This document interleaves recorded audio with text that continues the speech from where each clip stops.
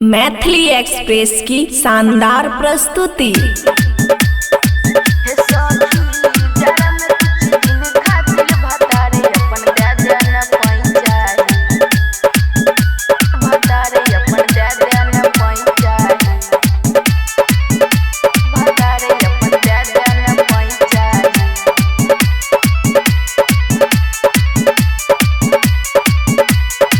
खुशी recording studio बलुआहा। केतनो ओढ़ै छियै कमल रजाई जार लागै छै नीचा हे।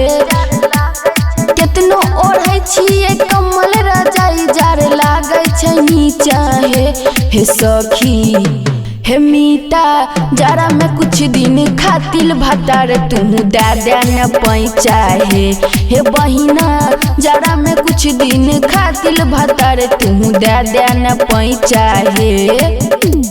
केतनो ओढ़ै छियै कमल रजाई जार लागै छै नीचा हे सखी केतनो ओढ़ै छियै कमल रजाई जार लागै छै नीचा हे सखी हे मीता जरा में कुछ दिन खातिल भतार तू दे न पैचा हे मीता जरा में कुछ दिन खातिल भतार तू दे न पैचा हे। डीजे सुमित सतीश रैना।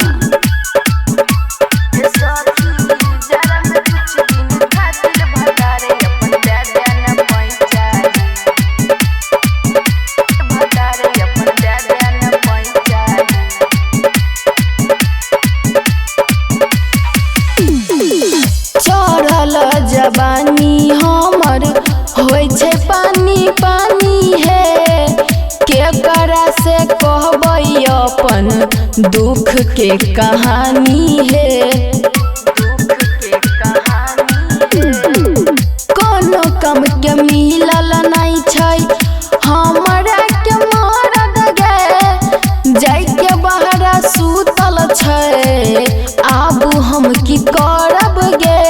कते दुख सुनाइयो तोरा गे बहिना नहीं फुलावे छै सरसो गे कते दुख सुनाइयो तोरा गे बहिना नहीं फुलावे छै सरसो गे हे बहिना हे मीता जरा में कुछ दिन खातिल भतार अपन दे न पैचा हे सखी जरा में कुछ दिन खातिल भतार अपन दे न पैचा हे। डीजे सुमित सतीश रैना।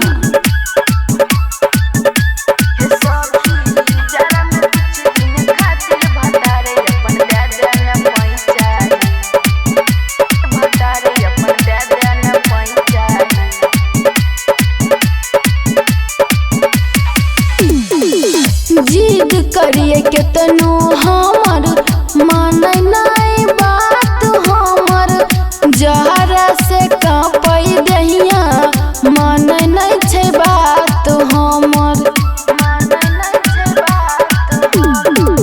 रानियो समीरती से कटै नहीं छै रात हे परमोद प्यारे हमर मानै नहीं छै बात हे।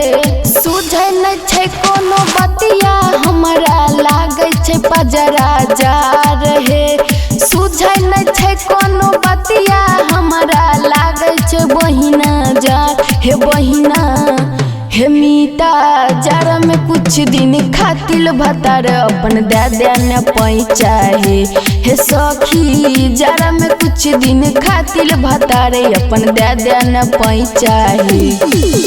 खुशी रिकॉर्डिंग स्टूडियो बलुआहा।